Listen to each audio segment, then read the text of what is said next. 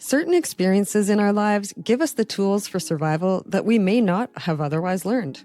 In every profession, for instance, we must learn things about the culture of that industry to succeed.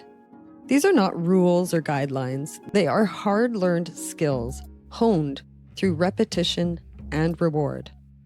To describe it in layman's terms, we behave a certain way, hoping for a certain outcome, and when we get the outcome we desire, this is the reward, we repeat the same behavior again. We literally learn this process as infants and use it throughout our lives to learn, develop, and hone our skills. Similarly, working in the adult entertainment industry made it necessary for me to learn how to communicate well. I needed to set clear boundaries with my customers, charm them for the purpose of selling dances and getting tips, negotiate my rates and services, de-escalate situations when necessary, and protect my privacy. With my colleagues, I needed to navigate change room dramas, manage scheduling issues, and handle confrontations. As a businesswoman, I needed to endear agents, club managers, and DJs to my brand, demonstrate professionalism, and stand up for myself. As I became more and more adept at communication, I began to notice that many of my colleagues, too, had honed their communication abilities because of the work we found ourselves engaged in. When I became a mother, I felt like I was at an advantage over most mothers because of my incredible communication skills. Being an adult entertainer had made me a pro. I applied my hard-earned techniques to raising my children and teaching them how to communicate respectfully and confidently. As they began to express themselves through language, we discussed facial expressions, body language, emotions, and every other communication element that came up along the way. My adult and teen children, having grown up this way, have far surpassed me in their abilities to communicate. It's fascinating and it fills my heart with joy. As articulate and sensitive communicators as my children and I were, my ex-husband struggled with expressing himself. While we were married, I began to think of him as the conversation police because he refused to talk about anything meaningful, and he would literally shut down conversations that he didn't want to engage in. As a father, he was a lecturer. Everything that came out of his mouth was an instruction of some kind. And he was unable to form a bond with my oldest daughter from a previous relationship, despite my efforts to teach him how to communicate with love. One day, I came across a quote and put it on the fridge, hoping I could get through to him. It said, "You must connect before you correct." My ex-husband was attempting to teach my daughter, but he hadn't gained her respect. She saw his incessant lecturing as disapproval, criticism, and control. She grew up feeling like she was never good enough in his eyes. In stark contrast to my ex-husband, I understood that absolutely all communication is dependent on connection. Working in the strip club, hustling dances, and managing drunk people made me into a master at communicating. I became adept at making people feel seen, appreciated, admired, accepted, and even loved. I paid attention to how my interactions with people impacted them. For instance, I saw the difference come over people when I smiled at them, as opposed to having a neutral facial expression. The epiphany that all of my skills centered around connection was fascinating to me. I began to understand that we are all seeking connection and acceptance. Knowing this, it became even easier to communicate well. Now, I want to share these techniques with you.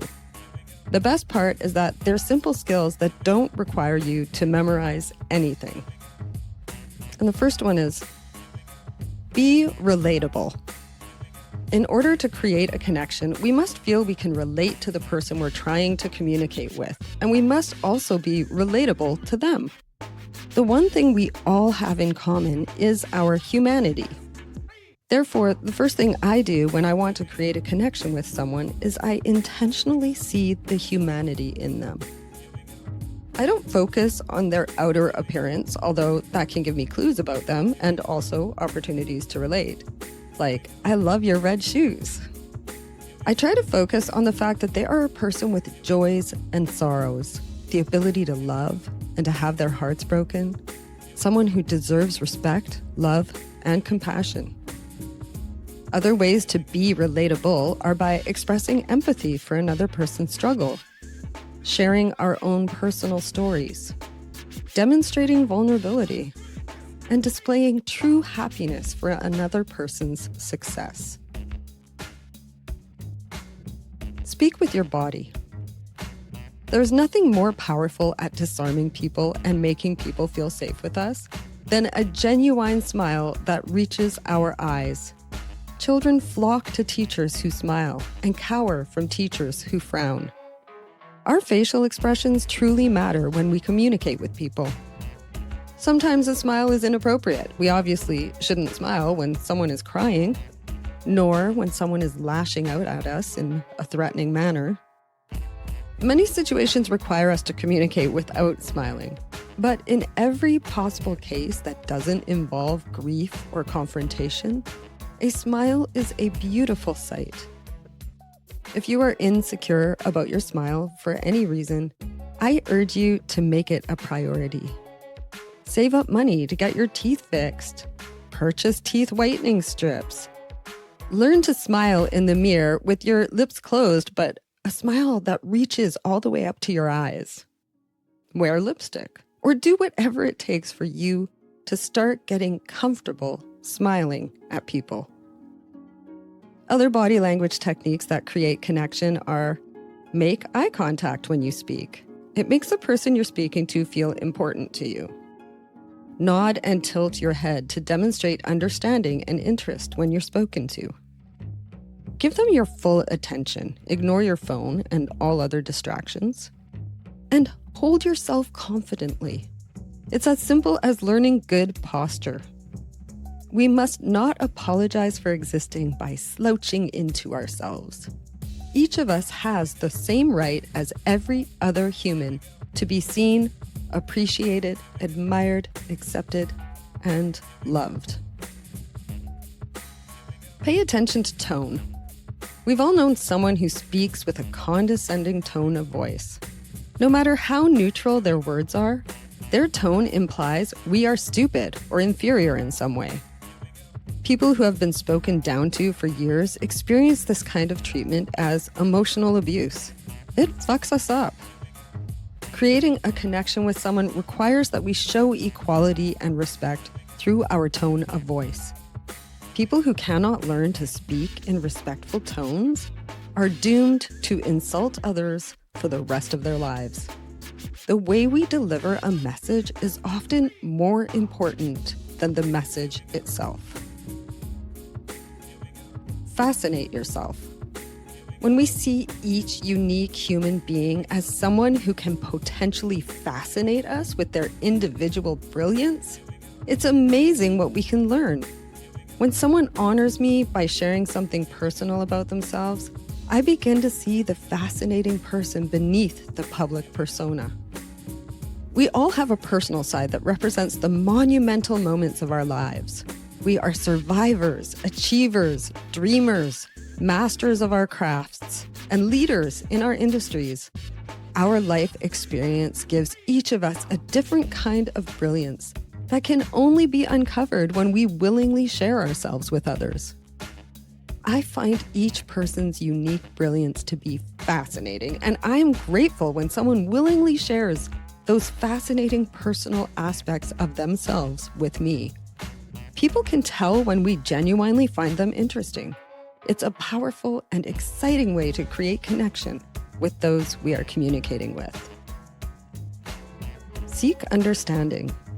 A common recommendation for effective communication is to listen to understand. This cannot be emphasized enough. Not only must we listen to understand, but we must ask for clarification and repeat what we think others are saying to ensure that we truly understand. Too often, we neglect to find understanding out of fear that our questions are stupid or that we will be mocked or shamed for asking them.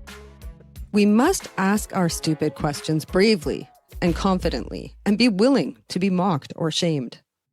Understanding is more important than the childish behavior of our fellow humans when they disrespect us for asking questions.